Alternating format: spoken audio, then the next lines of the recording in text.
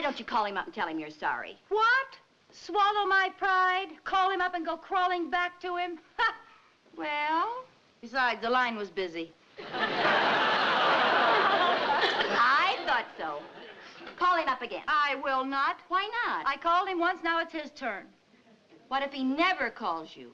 Then we'll just never see each other again. Oh, we can't have that. Now, let's see. I could invite you both to dinner without telling the other, but that's been done a lot lately. Yeah. That's a pretty stale bit. I know.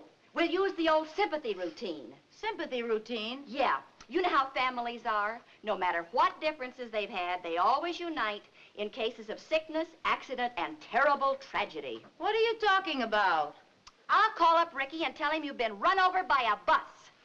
Run over by a bus? Yeah. Well, that seems rather drastic. Oh, we'll only pretend.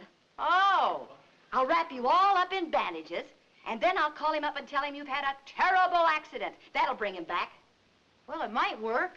It can't miss. Have you got plenty of adhesive tape and bandages in the house? Well, that all depends. On what? On what kind of a bus I get hit by, local or express.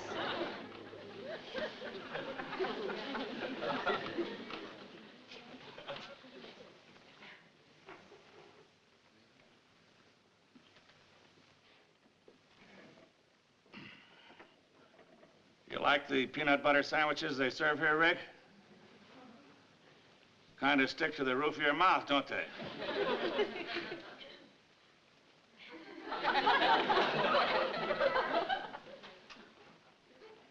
Yeah.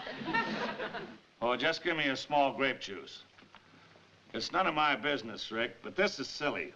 Why don't you break down and call Lucy? What? And give her the satisfaction of knowing that I gave in first? Well, I was just thinking.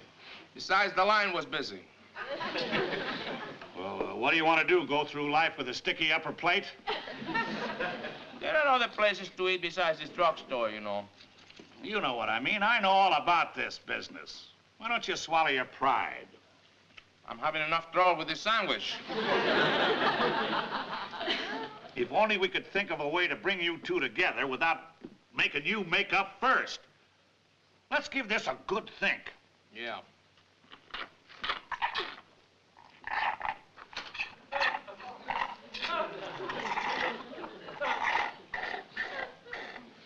We're very noisy thinkers.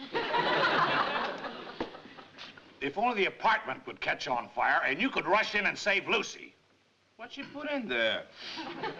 No, I saw it last week on television. This girl couldn't stand this guy until he saved her life in a fire. Then she was so grateful she married him. Well, thanks, Fred. That's a swell idea, but I hardly think that I will set your apartment building on fire. Of course. That's it. You must be daffy or heavily insured. Oh, you don't understand. We just pretend to set the apartment on fire. How do you pretend to have a fire? It's easy.